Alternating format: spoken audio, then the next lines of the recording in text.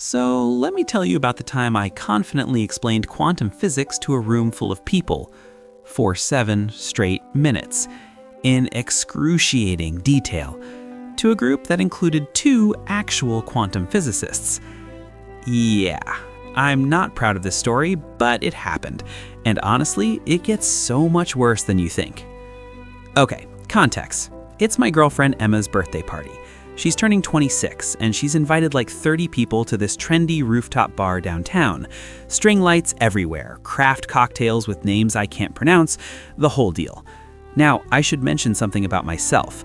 I'm a software engineer. I work from home. My social interactions during the week consists of Slack messages and my cat judging me while I eat cereal for dinner.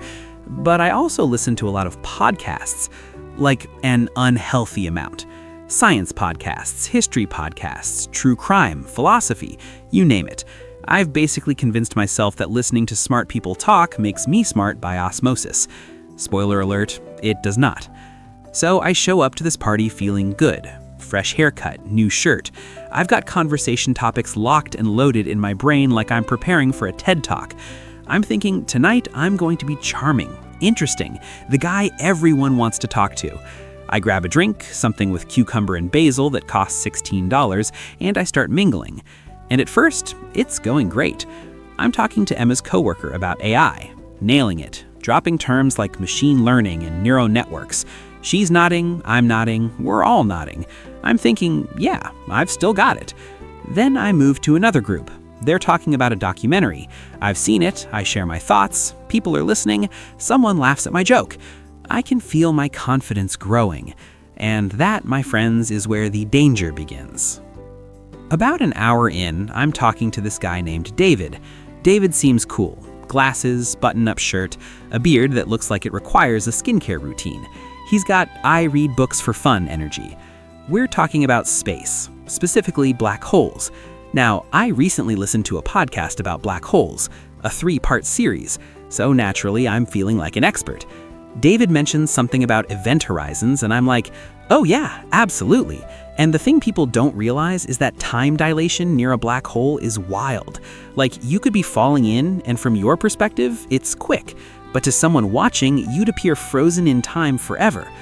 David's nodding. I'm nodding. I'm on a roll. So I keep going. And then there's Hawking radiation, right? Black holes actually evaporate over time. Super slowly, but still, mind-blowing when you think about it. David goes, yeah, exactly. And here's the thing.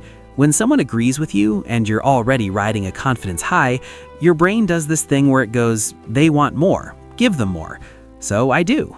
I start talking about spaghettification, the theory that if you fell into a black hole, the gravitational difference between your head and feet would stretch you into a noodle. I'm using hand gestures. I'm painting a picture. A couple of other people drift over to listen, and I'm thinking, oh, we've got an audience now. Okay, let's really bring it home.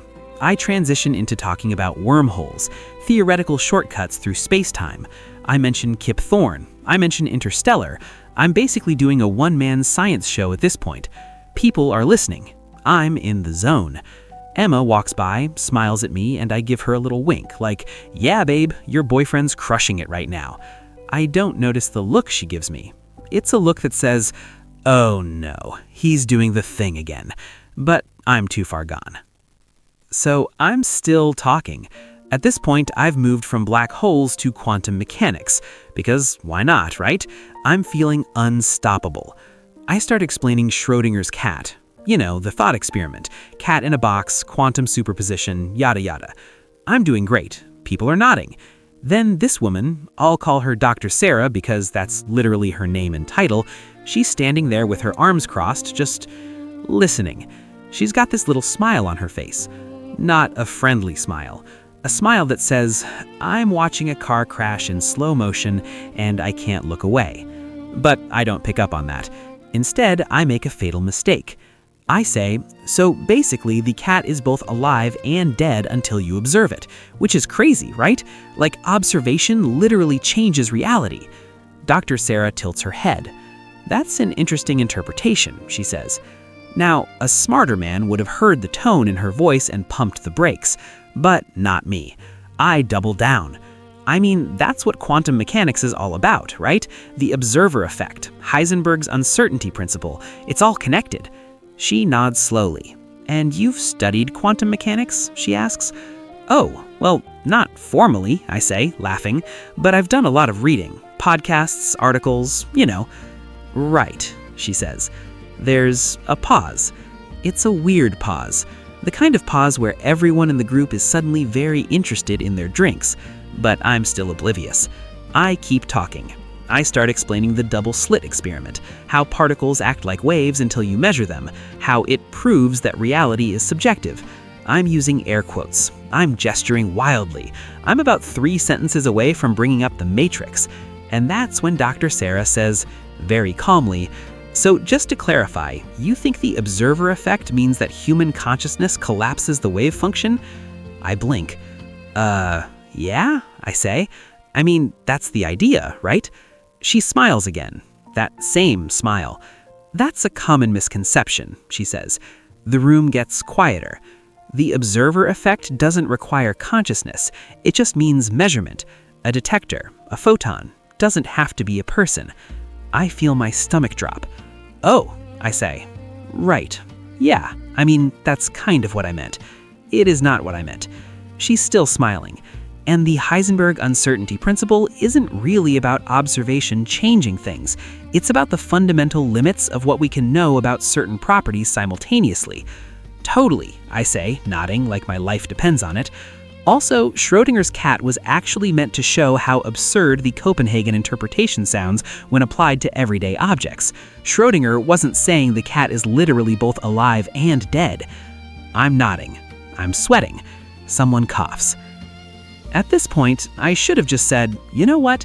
You're absolutely right. I clearly don't know what I'm talking about. Let's change the subject.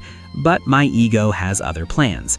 Instead, I go, well, I mean, interpretations vary, right? There's a lot of debate in the field. Sure, there is. I work in the field, so I'm pretty familiar with the debates. The world stops.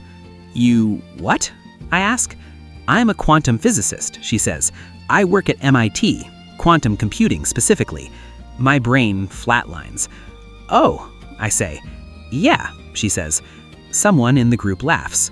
Not a mean laugh, just an uncomfortable laugh. The kind of laugh that says, yikes, dude. I'm standing there frozen, holding my $16 cucumber cocktail like it's a life raft. And then David, the guy I was talking to earlier, goes, yeah, Sarah's one of the top researchers in her field. She's published like 30 papers. And this is my colleague, Dr. Patel, Sarah says, gesturing to a man standing next to her. Dr. Patel waves. He's been standing there the entire time, just listening to me butcher his life's work. I also work in quantum mechanics, he says pleasantly, particle physics. I want to dissolve. I want a black hole to open up beneath me and spaghettify me on the spot. That's amazing, I croak. Really cool. Dr. Sarah is still smiling. So where did you say you studied? She asks. I didn't, I say. I'm a software engineer. Ah, she says. Well, it's great that you're interested in science. The tone. The tone. It's the tone you use with a child who just told you they want to be an astronaut when they grow up. Encouraging, but also patronizing. I'm dying inside. Someone changes the subject to fantasy football, and I've never been more grateful for sports in my entire life. I excused myself. I go to the bathroom, I lock the door, look at myself in the mirror and whisper, "What is wrong with you?" My reflection has no answer. I stay in there for like 5 minutes just replaying the conversation in my head. Every word I said sounds dumber in retrospect. Observation literally changes reality. Oh my God. I said that. To a quantum physicist. I want to leave. Just sneak out, go home, delete my social media, and move to a cabin in the woods. But it's Emma's birthday. I can't just abandon her. So I come out of the bathroom, avoid eye contact with everyone, and find Emma by the bar. "Hey," I say quietly. "Hey," she says brightly. "Having fun?" I just spent 7 minutes explaining quantum physics to 2 quantum physicists. She bursts out laughing. Oh my God, I told you Sarah and Anish work at MIT. I mentioned it like 3 times before the party. You did? Yes. I have no memory of this. Probably because I was too busy planning my intellectual takeover of the party. Did I sound like a complete idiot? I asked. Emma considers this. You sounded confident, she says diplomatically. That's worse. Yeah, she agrees. That's worse. I spend the rest of the party in the corner, talking to exactly one person, Emma's cousin who works in marketing and has zero interest in science. It's the best conversation I have all night. So, what did I learn from this experience? A few things. 1, listening to podcasts does not make you an expert. It makes you a person who listens to podcasts. 2, confidence without knowledge is just arrogance with better posture. And 3, if someone at a party smiles at you like they're watching a nature documentary, maybe stop talking. The next day, Emma tells me that Dr. Sarah thought I was sweet. Sweet. Like a golden retriever who tried to do calculus. I also find out that Dr. Patel apparently told someone I had enthusiasm, which feels like the academic version of bless his heart. I think about messaging Dr. Sarah to apologize, but honestly, I think she got enough entertainment out of me that night. The worst part? I still listen to those science podcasts, but now every time the host says something about quantum mechanics, I just sit there like, sure, I'll take your word for it. Because I have learned my lesson. I am not the smartest person in the room. I'm not even the smartest person in my apartment. My cat figured out how to open the treat drawer last week, and I still can't do it without using both hands. So, yeah, that's the story of how I confidently explained quantum physics to people who literally work in quantum physics. If you ever see me at a party and I start talking about science, do me a favor. Just hand me a drink and walk away. It's for everyone's safety.